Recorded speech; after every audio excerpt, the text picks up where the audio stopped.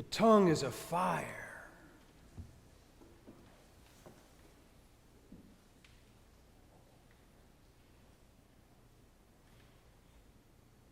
I feel like next time I go on a rant at home, I might hear that repeated back to me. Hey, buddy. The tongue is a fire that can set an entire forest ablaze. It can be used for blessing and for cursing, and that should not be so. The tongue is a fire. A smarter preacher than I would sit down right now, because that says it all. But I am not a very smart preacher, so I'm going to keep going. Several weeks ago, I made a mistake. No, it was a mistake. Every time I look at this decision I made, again, I think to myself, nope, that was a mistake. The mistake I made was I took a glimpse at Facebook. Now, I mean this seriously, because I'm not on social media. Don't have a Facebook account. So I was shocked, like, you're going to call me naive? And I am naive because I'm not on social media. I took a glimpse at Facebook, it was a mistake, and I was shocked by what I saw. I was even more shocked by my reaction. So here's what I saw. Someone, it wasn't you don't know this person, so don't take out your phone and try to find. Someone posted a little this is what I saw. Someone posted a little diatribe about a decision that was made at their kid's school. And they disagreed with the decision that was made, and they perceived the decision as a loss. Are you with me? Probably. Look, I have 2 children. They've been to many schools. I have not always agreed with every decision, right? Okay. So, this person wrote, it's come to this. Life was better when we were kids. And then they pasted in the whole, text of the decision. First mistake was taking a glimpse at Facebook. Second mistake, you know what it was, don't you? I scrolled down because I don't have sense. I scrolled down, and y'all know what I'm about to say. In the comments, there was this immediate volcanic eruption, like bah, bah, bah, of negativity, anger, and cynicism that quickly devolved into just outright, unmitigated hate. Okay. What happened to me is I immediately felt myself getting drawn into the battle. And I immediately felt I'm being very sincere with you. I immediately felt myself getting angry, like legit angry, at the people for being so angry. Now that is certifiable crazy. That is just off the chain crazy. I could at the same time feel, I'm being very serious, I could feel my heart shrinking and receding into this little stone in my chest, which scared me. Which scared me. And I closed the app, and I put my phone face down on the table. And I thought, who are you?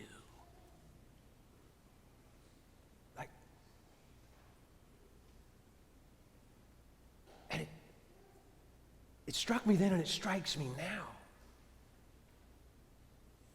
that life just keeps coming at us. And every day, all day, we have a choice. I have a choice about how I respond to loss and to things not going my way. Isn't that something? And I had this thought about this epistle, this letter from James that Meg read so beautifully. And I thought if James were to update the letter for us today, he might say, 21st century Christians, write it, but do not send the email. Write it out in longhand, but do not send the text. Write it out to get it out of your body, but do not make the post. Because, dear ones, he might write to us, the tongue is a fire, and it can set an entire forest ablaze. Jesus said, this is a tricky and a challenging teaching of Jesus, I think. Jesus said, those who want to save their life, boy, I do, will lose it.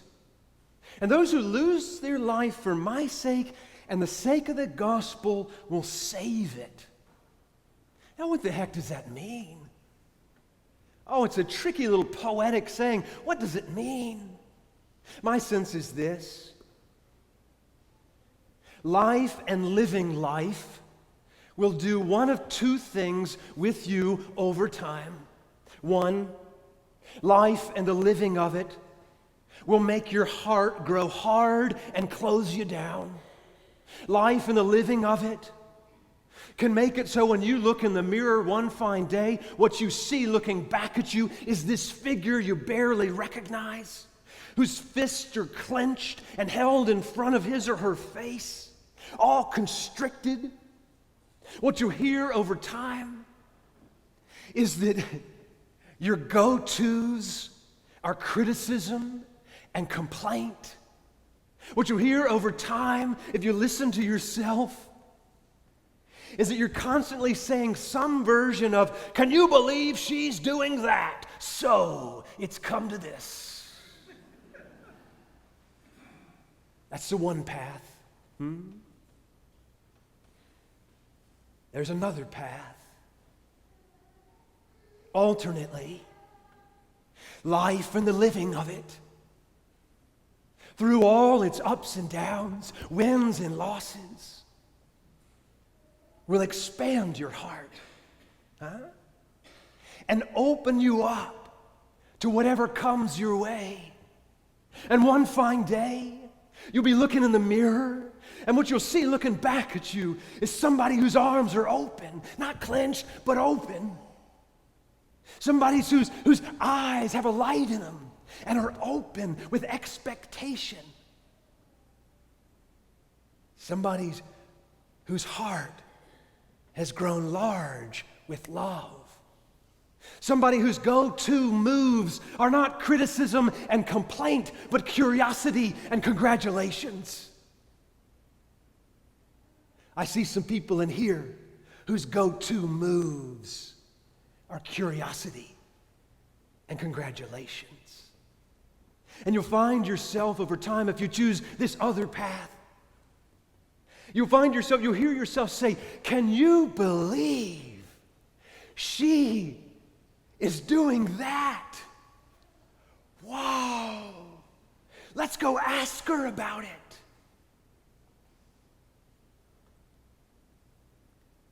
It is so easy to choose anger. And it is so difficult for a human creature like me to lean into love. You see, life has a way of hardening a person. This is why Jesus says you have to lose your life to save it. What does that mean? To lose my life, see if this resonates with you. To lose my life means to let go my grip on my need to have things go the way I want them to go.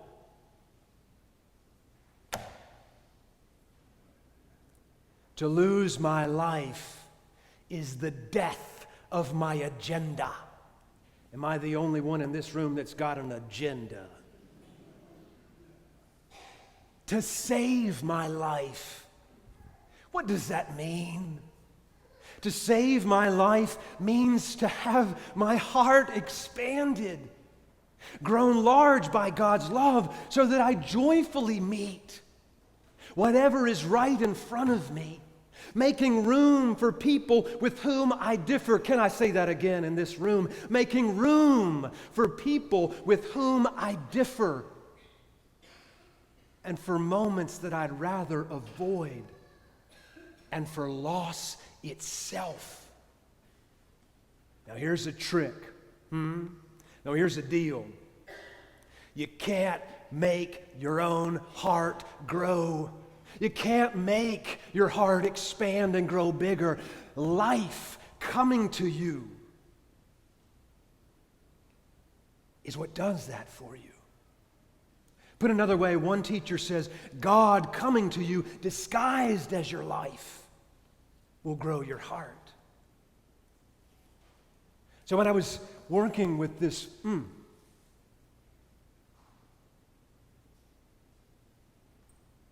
a story came back as my teacher. A long, long time ago, Kristen and I fostered a newborn infant whom we planned on adopting.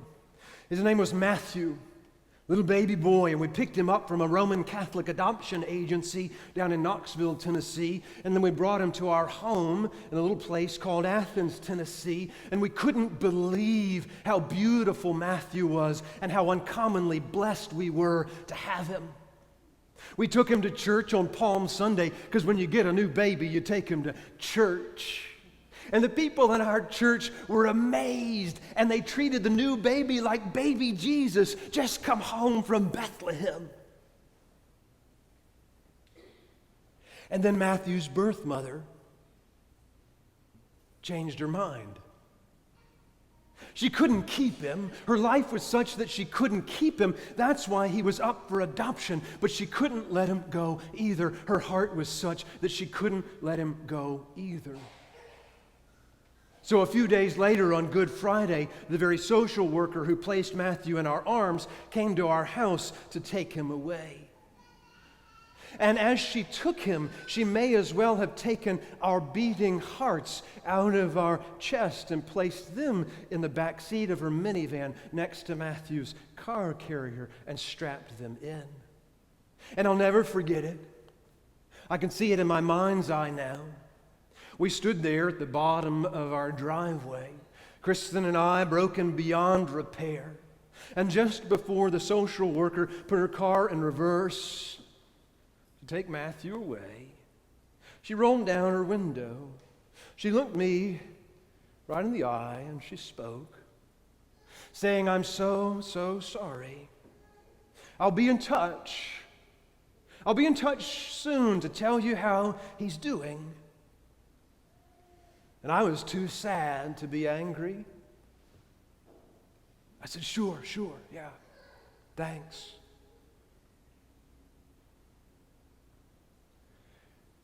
And to this day,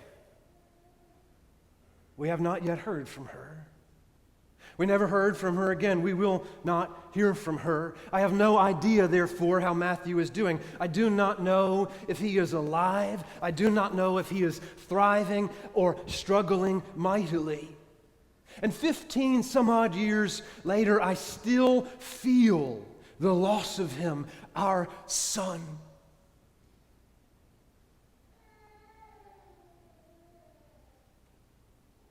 I hope I do not sound like I have anything figured out, because I don't.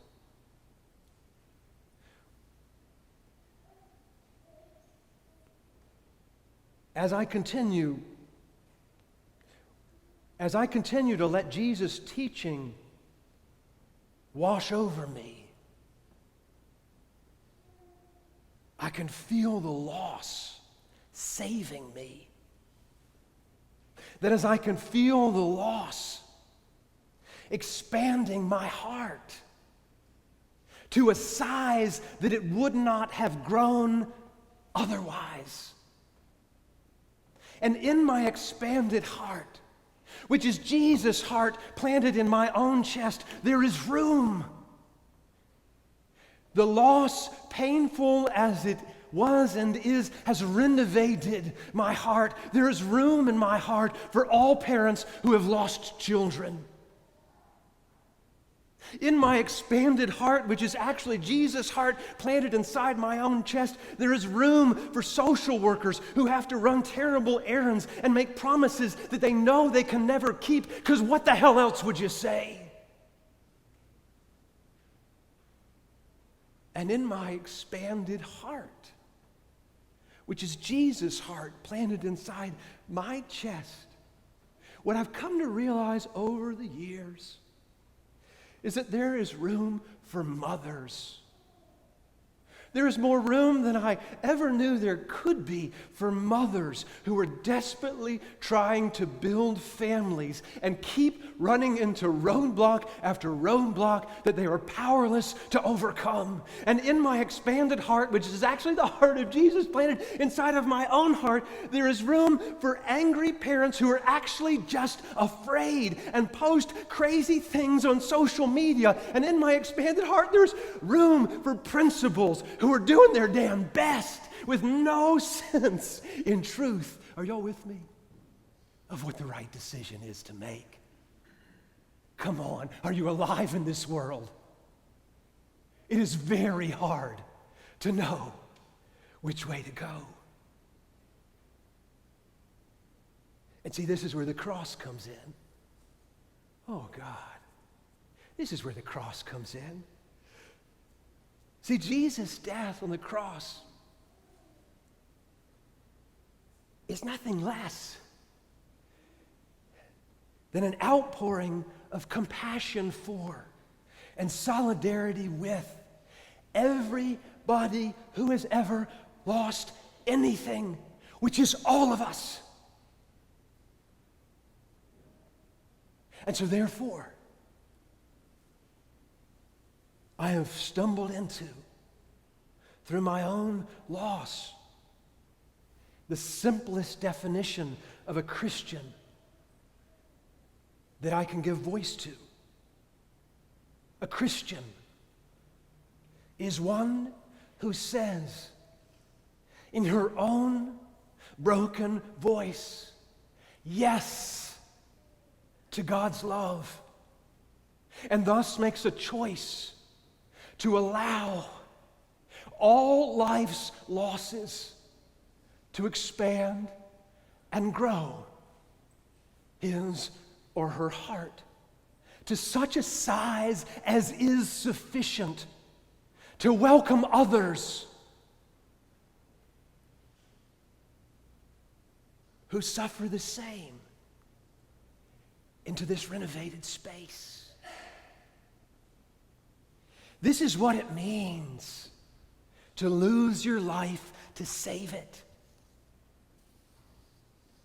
The tongue is a fire. May ours set the world ablaze with love, with heart expanding love.